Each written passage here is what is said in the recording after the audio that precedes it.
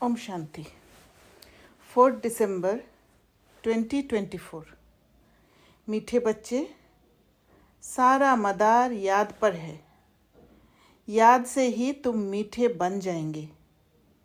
इस याद में ही माया की युद्ध चलती है, क्योंकि मन भटकते रहता है। याद करना, बाबा को याद करना, एक जगह पे फोकस करना होता है। बुद्धि योग बाबा से लगाना होता है, और बुद्धि क्या है, एक जगह पे फोकस हो नहीं पा रहे, क्योंकि उसके लिए बाबा को अच्छी तरह जानना ज़रूरी है। तभी जाके बुद्धि योग बाबा के साथ जुड़ेगा। तो अभी जानना शुरू हुआ, अच्छी तरह अभी भी नहीं जान पाए, इसलिए फोकस नहीं हो पाता है, इसलिए भटकने लग जाता है। तो माया की युद्ध चलती है। प्रश्न: इस ड्रामा में कौन सा राज बहुत विचार करने योग्य है, जिसे तुम बच्चे ही जानते हो? उत्तर: तुम जानते हो कि ड्रामा में एक पार्ट 2 बार बज ना सके। सारी दुनिया में जो भी पार्ट बजता है वह 1-2 से नया। तुम विचार करते हो कि सतयुग से लेकर अब तक कैसे दिन बदल जाते हैं, सारी एक्टिविटी बदल जाती है। आत्मा में 5000 वर्ष की एक्टिविटी का रिकॉर्ड भरा हुआ है, जो कभी बदल नहीं सकता।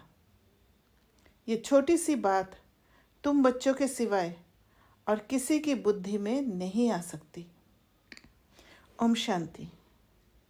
रूहानी बाप रूहानी बच्चों से पूछते हैं, मीठे मीठे बच्चे, तुम अपना भविष्य का पुरुषोत्तम मुख, पुरुषोत्तम चोला देखते हो? ये पुरुषोत्तम संगम युग है ना? तुम फील करते हो कि हम फिर नई दुनिया सतयुग में इनकी वंशावली में जाएंगे, जिसको सुखधाम कहा जाता है। वहाँ के लिए ही तुम अभी पुरुषोत्तम बन रहे हो। वहाँ के लायक बनने के लिए पुरुष जो आत्मा है उसको उत्तम बना रहे। बैठे बैठे ये विचार आना चाहिए। स्टूडेंट जब पढ़ते हैं तो उनकी बुद्धि में ये ज़रूर रहता है, कल हम क्या बनेंगे। एक एम ऑब्जेक्ट होता है, एक गोल होता है, तभी जाके स्टूडेंट पढ़ते हैं। वैसे तुम भी जब यहाँ बैठते हो तो भी जानते हो कि हम विष्णु की डिनाइस्टी में जाएंगे। तुम्हारी बुद्धि अब अलौकिक है, और किसी मनुष्य की बुद्धि में ये बातें रमन नहीं करती होगी। ये कोई कॉमन सत्संग नहीं है। यहाँ बैठे हो, समझते हो सत बाबा जिसको शिव कहते हैं, हम उनके संग में बैठे हैं। शिव बाबा ही रचयिता है, वही इस रचना के आदि मध्य अंत को जानते हैं। तो शिव बाबा के संग में बैठना माना, जो भी शिव बाबा हमें दे रहे हैं, नॉलेज दे रहे हैं, जो गुण दे रहे हैं, उनका वो धारण करना ही संग में बैठना होता है। और बाबा ने जो नॉलेज दिया है, आदि मध्य अंत का नॉलेज, ये सबसे ज़्यादा हमारा पुरुषार्थ में यूज़फुल है। वही ये नॉलेज देते हैं, और ये अच्छी तरह जब जानते हैं आदि मध्य अंत को, तब हम अपने को नॉलेजफुल कह सकते हैं। जैसे कल की बात सुनाते हैं, यहाँ बैठे हो, ये तो याद होगा ना। हम आए हैं रिजुवेनेट होने, अर्थात ये शरीर बदल दैवी शरीर लेने। आत्मा कहती है, हमारा ये तमोप्रधान पुराना शरीर है, इसको बदलकर ऐसा शरीर लेना है। कितनी सहज एम ऑब्जेक्ट है। पढ़ाने वाला टीचर ज़रूर पढ़ने वाले स्टूडेंट से होशियार होगा ना। पढ़ाते हैं, अच्छे कर्म भी सिखलाते हैं। अभी तुम समझते हो हमको ऊंच ते ऊंच भगवान पढ़ाते हैं, तो ज़रूर देवी देवता ही बनाएंगे। इतना ऊंच भगवान का पढ़ाई तो छोटा मोटा तो नहीं बन सकते है ना, देवी देवता ही बनेंगे। ये पढ़ाई है ही नई दुनिया के लिए, और किसको नई दुनिया का ज़रा भी पता नहीं है। ये लक्ष्मी नारायण नई दुनिया के मालिक थे। देवी देवताएं भी तो नंबरवार होंगे ना। जब एक जैसे तो सब एक जैसे तो हो भी ना सके, क्योंकि राजधानी है ना। ये ख्यालात तुम्हारे चलते रहने चाहिए। हम आत्मा अभी पतित से पावन बनने के लिए पावन बाप को याद करते हैं। आत्मा याद करती है अपने स्वीट बाप को। बाप खुद कहते हैं, तुम मुझे याद करेंगे तो पावन सतोप्रधान बन जाएंगे। सारा मदार याद की यात्रा पर है। बाप ज़रूर पूछेंगे, बच्चे मुझे कितना समय याद करते हो। याद की यात्रा में ही माया की युद्ध चलती है। जैसे जैसे सतयुग के बाद हम गिरते गए, तो हम एक दूसरे का संग करते करते, एक दूसरे के राय पर चलते चलते हमारी बुद्धि डिग्रेड होते गए। अब फिर से अपग्रेड करने के लिए उस बाबा का संग करना पड़ेगा, उस भगवान का संग करना पड़ेगा। और संग करना माना उनकी याद में रहना, और याद में रहना माना उनकी दी हुई नॉलेज को रमन करना, उनकी दी हुई चीज़ों को यूज़ करना, इम्प्लीमेंट करना, एक्सपेरिमेंट करना, अपने जीवन में धारण करना। तो बाबा कहते सारा मदार याद की यात्रा पर है। बाप ज़रूर पूछेंगे, बच्चे मुझे कितना समय याद करते हो। याद की यात्रा में ही माया की युद्ध चलती है। तुम युद्ध भी समझते हो। ये यात्रा नहीं परंतु जैसे कि लड़ाई है। इसमें ही बहुत खबरदार रहना है, क्योंकि अभी कलयुगी संस्कार जो है उसका मात्रा ज़्यादा है, और जो बाबा दे रहे हैं उस पर हम थोड़ा चले हैं। इसलिए बार बार उस तरफ शिफ्ट होने का चांस रहता है जो माया की युद्ध कहा गया है। तो उस तरफ जब उस पुराना संस्कार, पुराना पैटर्न में जब जाते हैं और फिर रियलाइज़ करते हैं, फिर अपने ताकत को यूज़ करके फिर से हम शिफ्ट होने की कोशिश करते हैं। ऐसे करते करते जब नया संस्कार का जो मात्रा ज़्यादा हो जाएगा, तो फिर पुराना जो पैटर्न वो धीरे धीरे भूलते जाएंगे। तुम युद्ध भी समझते हो। ये यात्रा नहीं परंतु जैसे कि लड़ाई है। इसमें ही बहुत खबरदार रहना है। नॉलेज में माया के तूफान आदि की बात नहीं। बच्चे कहते भी हैं, बाबा हम आपको याद करते हैं, परंतु माया का एक ही तूफान नीचे गिरा देता है। नंबर 1 तूफान है देह अभिमान का, फिर है काम, क्रोध, लोभ, मोह का। बच्चे कहते हैं, बाबा हम बहुत कोशिश करते हैं याद में रहने की, फिर विघ्न ना आए, परंतु फिर भी तूफान आ जाते हैं। कोई विघ्न ना आए परंतु फिर भी तूफान आ जाता है। तो याद करते हैं विघ्न ना आने के लिए, फिर भी तूफान आ जाता है। अब विघ्न क्या है? विघ्न तो हमने ही क्रिएट किया है। विघ्न शब्द बाबा के शब्दों में नहीं, भाषा में नहीं है। तो विघ्न वो है जो हमने असत्य रास्ता पर चलकर बनाया है। तो उस विघ्न को काटना माना सत्य वाला रास्ते पर चलने के लिए जो शक्तियों को यूज़ करते हैं, जो हिम्मत का कदम रखते हैं, वही है विघ्न को विनाश करने वाली बात। परंतु फिर भी तूफान आ जाते हैं। आज क्रोध का, कभी लोभ का तूफान आया। बाबा, आज हमारी अवस्था बहुत अच्छी रही। कोई भी तूफान सारा दिन नहीं आया। बड़ी खुशी रही। बाप को बड़े प्यार से याद किया। स्नेह के आंसू भी आते रहे। बाप की याद से ही बहुत मीठे बन जाएंगे। ये भी समझते हैं हम माया से हार खाते खाते कहाँ तक आकर पहुँचे हैं। ये कोई समझते थोड़ी है। मनुष्य तो लाखों वर्ष कह देते हैं या परंपरा कह देते। तुम कहेंगे हम फिर से अभी मनुष्य से देवता बन रहे हैं। ये नॉलेज बाप ही आकर देते हैं। विचित्र बाप ही विचित्र नॉलेज देते हैं। विचित्र निराकार को कहा जाता है। निराकार कैसे ये नॉलेज देते हैं? बाप खुद समझाते हैं। मैं कैसे इस तन में आता हूँ। फिर भी मनुष्य मूझते हैं, क्या एक इसी तन में आएगा? परंतु ड्रामा में यही तन निमित्त बनता है। ज़रा भी चेंज हो नहीं सकती। ये बातें तुम ही समझकर और दूसरों को समझाते हो। तो बाबा को याद करने के लिए ये सारी बात क्लियर होना ज़रूरी है।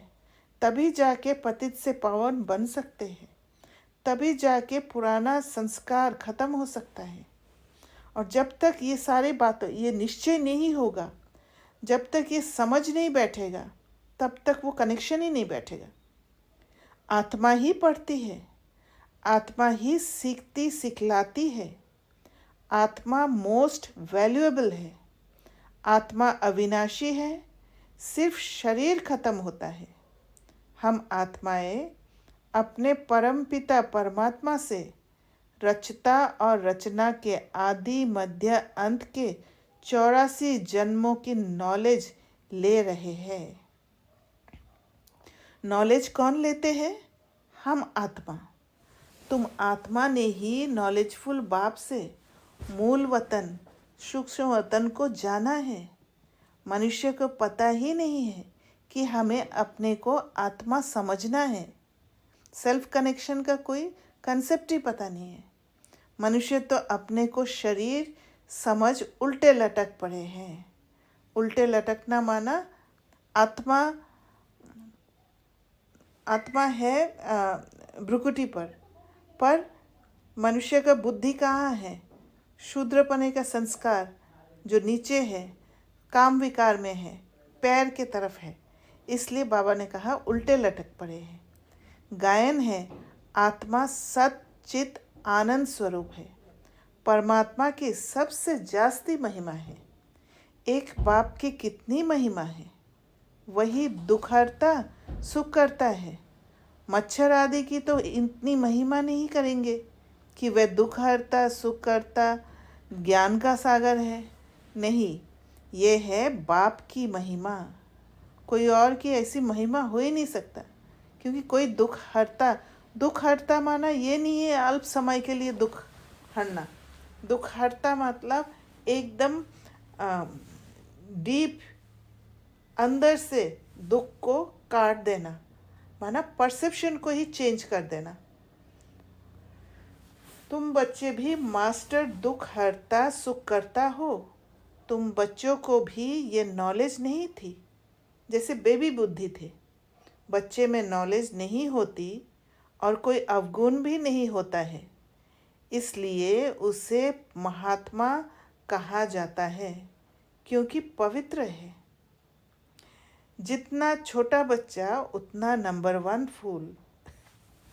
क्योंकि दुनियावी इन्फॉर्मेशंस नहीं होते हैं, इनोसेंट होते हैं।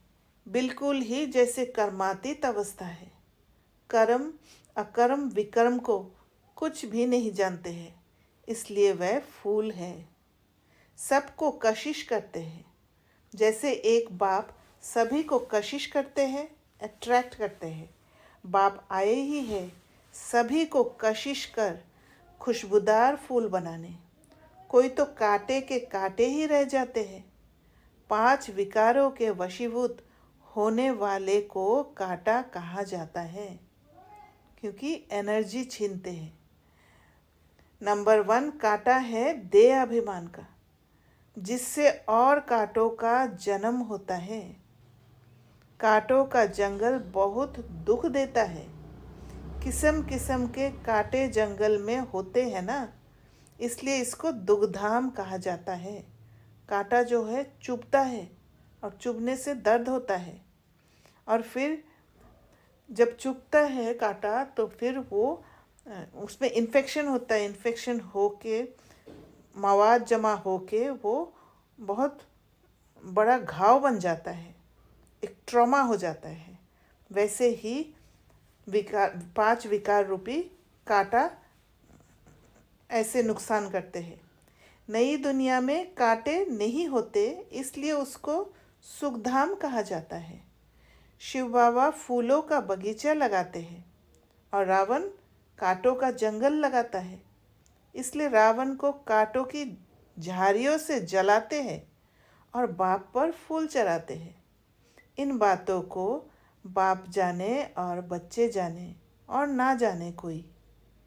तुम बच्चे जानते हो, ड्रामा में एक पार्ट 2 बार बज ना सके। बुद्धि में है, सारी दुनिया में जो पार्ट बजता है वह 1-2 से नया। तुम विचार करो, सतयुग से लेकर अब तक कैसे दिन बदल जाता है। सारी एक्टिविटी ही बदल जाती है। 5000 वर्ष की एक्टिविटी का रिकॉर्ड आत्मा में भरा हुआ है, वह कभी बदल नहीं सकता। हर आत्मा में अपना अपना पार्ट भरा हुआ है। ये छोटी सी बात भी कोई की बुद्धि में आ ना सके। ये ड्रामा के पास्ट, प्रेजेंट और फ्यूचर को तुम जानते हो। ये स्कूल है ना। पवित्र बन, बाप को याद करने की पढ़ाई बाप पढ़ाते हैं। ये बातें कभी सोची थी कि बाप आकर ऐसे पतित से पावन बनाने की पढ़ाई पढ़ाएंगे? इस पढ़ाई से ही हम विश्व के मालिक बनेंगे। भक्ति मार्ग के पुस्तक ही अलग है, उसको कभी पढ़ाई नहीं कहा जाता है। ज्ञान के बिना सद्गति हो भी कैसे? बाप बिना ज्ञान कहाँ से आए जिससे सद्गति हो? तो ज्ञान, पढ़ाई बहुत इम्पोर्टेंट है, क्योंकि बुद्धि को समझ देना होता है।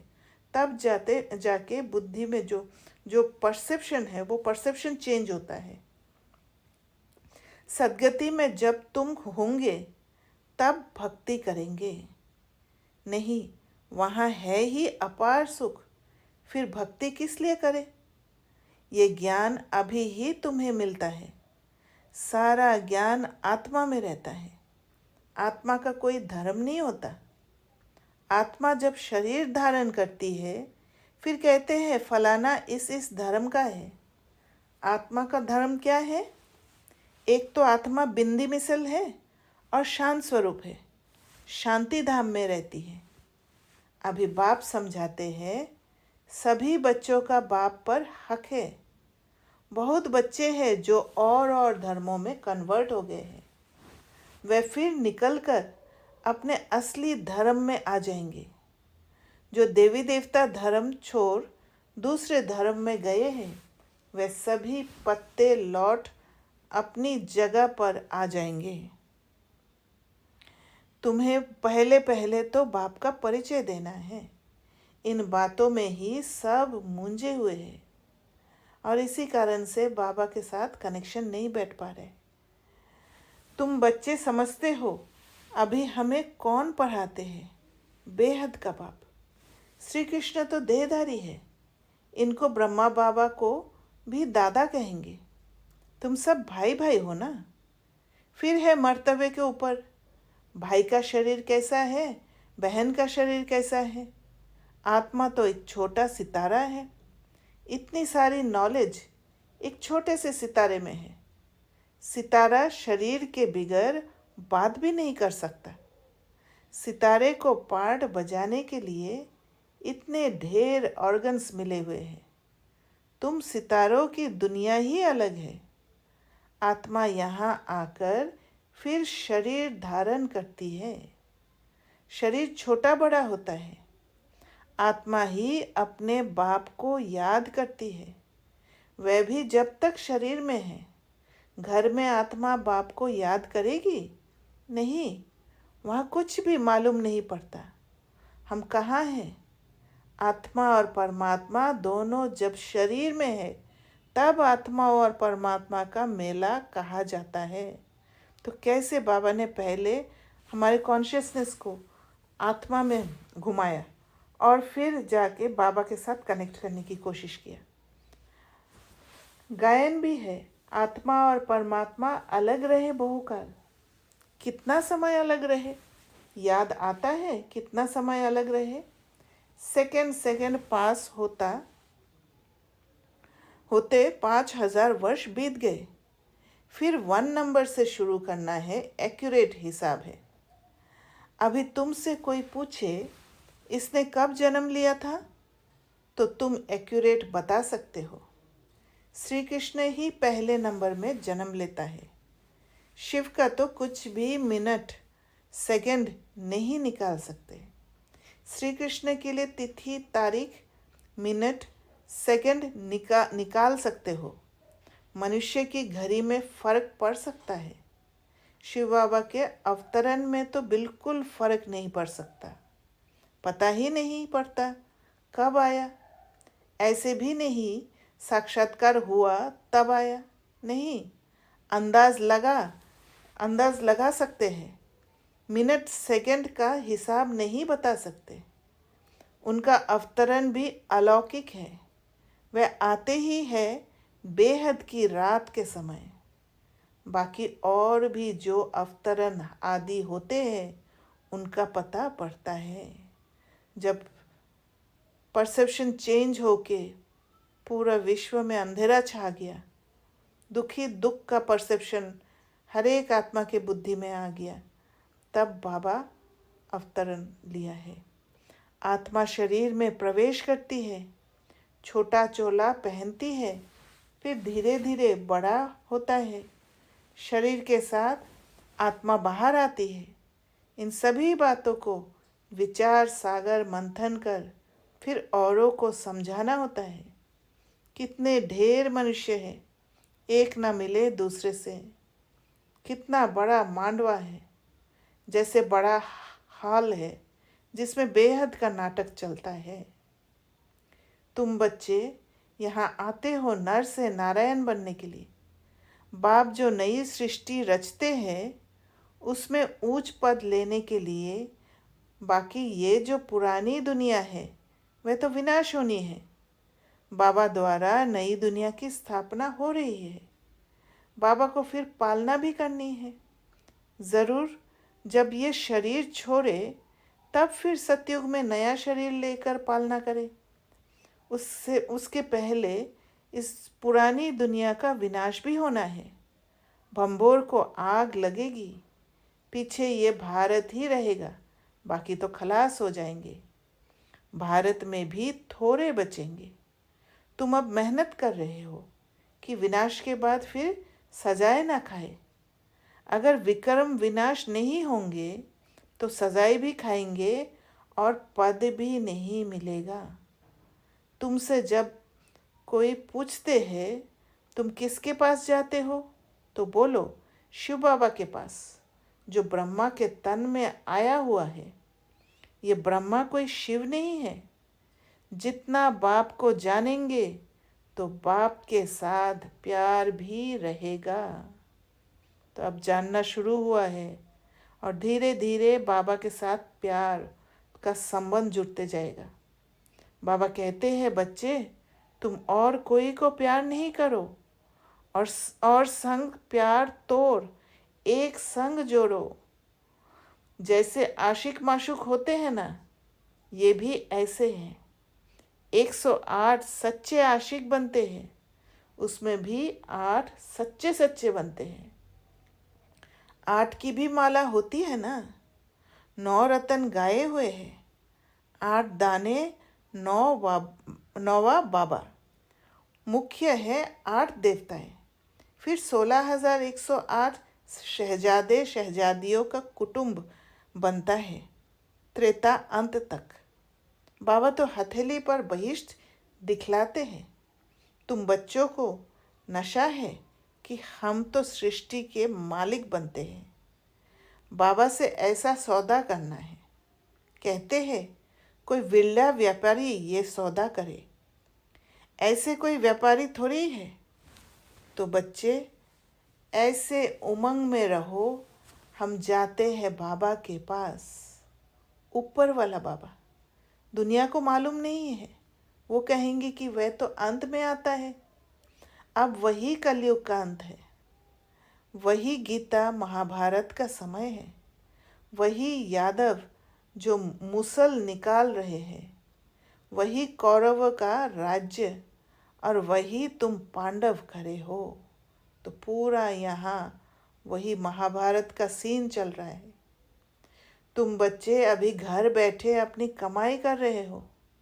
भगवान घर बैठे आया हुआ है, इसलिए बाबा कहते हैं कि अपनी कमाई कर लो। यही हीरे जैसा जन्म अमोलक गाया हुआ है। अब इसको कौड़ी बदले खोना नहीं है। अब तुम इस सारी दुनिया को राम राज्य बनाते हो। तुमको शिव से शक्ति मिल रही है। बाकी आजकल कईयों की अकाले मृत्यु भी हो जाती है। बाबा बुद्धि का ताला खोलता है और माया बुद्धि का ताला बंद कर देती है। अब तुम माताओं को ही ज्ञान का कलश मिला हुआ है। अबलाओं को बल देने वाला वह है। यही ज्ञान अमृत है। शास्त्रों के ज्ञान को कोई अमृत नहीं कहा जाता है। तो ज्ञान अमृत क्या करते हैं? अमृत जिंदा कर देते हैं। तो कोई भी जैसे लो परसेप्शन वाला, जो लो समझ वाला बात परसीव करते हैं, तो उसमें जब ज्ञान टपकता है, ज्ञान जब उसके अंदर परमिएट करता है, तो फिर वो अमृत में बदल जाता है। वही सीन एक बहुत अमृत की तरह महसूस होता है। परिवर्तन हो जाता है, एक ऊंचा परसेप्शन आ जाता है जो आत्मा को सुख देने लग जाते हैं। शास्त्रों के ज्ञान को कोई अमृत नहीं कहा जाता है। अच्छा, मीठे मीठे सिकलदे बच्चों प्रति माता पिता बाप दादा का याद प्यार और गुड मॉर्निंग। रूहानी बाप की रूहानी बच्चों को नमस्ते। हम रूहानी बच्चों की रूहानी बाप दादा को याद प्यार गुड मॉर्निंग और नमस्ते। धारणा के लिए मुख्य सार। पहला पॉइंट, एक बाप की कशिश में रहकर खुशबूदार फूल बनना है।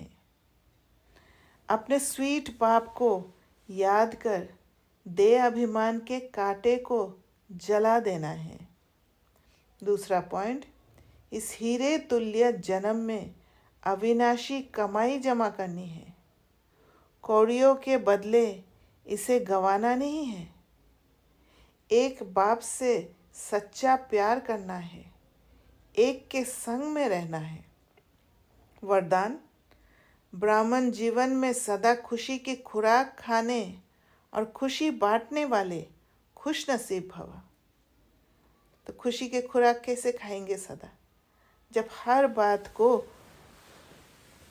अपने पुरुषार्थ के लिए यूज़ करेंगे, जब हर बात को सेंस परसेप्शन से ऊपर ले जाएंगे।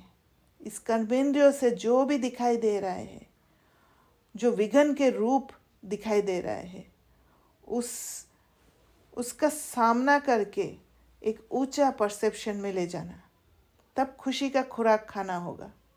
और फिर खुशी बांटना, किसी को ऐसे परसेप्शन दे देना है किसी सीन का कि उनके अंदर खुशी पैदा हो जाए।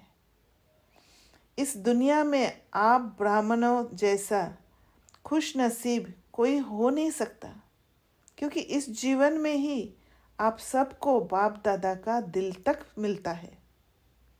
सदा खुशी की खुराक खाते हो और खुशी बांटते हो। ऐसा ज्ञान, नॉलेज बाबा ने दिया है, और जो शक्ति दिया है, ताकत दिया है ट्रांसफॉर्म करने का, वही जीवन में खुशी ले आता है। और वो खुशी जो अंदर अंदर का, वो जो बाबा कहते हैं कि गोप गोपियों से पूछो, तो वो सुख उन आत्मा को ही पता पड़ता है जो खुशी का ऐसे खुराक खाते हैं, जो हर सीन को अपने हिसाब से, इतना ताकत है कि अपने हिसाब से बदल सकते हैं, दुख को सुख में परिवर्तन कर सकते हैं। इस समय बेफिक्र बादशाह हो। ऐसी बेफिक्र जीवन सारे कल्प में और किसी भी युग में नहीं है। बेफिक्र बादशाह कब बनते हैं? जब मुझे पता है, जब मेरे अंदर वो भरोसा, वो ट्रस्ट, वो निश्चय होगा कि मैं हर एक सीन को बदल सकती हूँ, मैं हर एक सीन से अनअफेक्टेड रह सकती हूँ, हर एक सीन से अनइन्फ्लुएंस रह सकती हूँ, क्योंकि वो स्किल मैंने सीख लिया है, अब मेरे मुट्ठी में है हर बात। सतयुग में बेफिक्र होंगे, लेकिन वहाँ ज्ञान नहीं होगा। अभी आपको ज्ञान है, क्योंकि ज्ञान जब होता है तब वो बेफिक्र का स्टेट सदा के लिए होता है। पर सतयुग में क्या है कि वो ज्ञान नहीं होने के कारण, बेफिक्र कैसे बने हैं वो ना जानने के कारण डिग्रेड होने लगते हैं आत्माएं। इसलिए दिल से निकलता है, मेरे जैसा खुश नसीब कोई नहीं। जब अंदर दुख होने ही नहीं देंगे, दुख को सुख में बदलते जाएंगे और वो प्योर स्टेट का अनुभव करेंगे अंदर, तो सचमुच दिल से निकलता है, मेरे जैसा खुश नसीब कोई नहीं। स्लोगन: संगम युग के स्वराज्य अधिकारी ही भविष्य के विश्व राज्य अधिकारी बनते हैं। तो संगम युग के स्वराज्य अधिकारी किसी और के ऊपर डिपेंडेंट नहीं, राजा, हर बात पे राजा, इमोशंस पर भी डिपेंडेंट नहीं। कोई भी बात अगर विघन रूप में भी आ रहा है, उसको भी विनाश करने का ताकत मेरे में है, क्योंकि मैं राजा हूँ। तो जब संगम युग में वो स्वराज्य अधिकारी को पाएंगे, जो हमने इतने जन्मों से उल्टा रास्ता चल करके दासीपन का संस्कार अपने अंदर भर लिया है, उससे जब छूटने लग जाएंगे, वो ताकत जब हमारे अंदर आएगा और अब वो संस्कार बना लेंगे, नया वाला संस्कार बना लेंगे, तब वो स्वराज्य अधिकारी का स्टेट होगा। और फिर ये संस्कार हम लेकर जाएंगे भविष्य में, तो विश्व राज्य अधिकारी बनते हैं। अच्छा।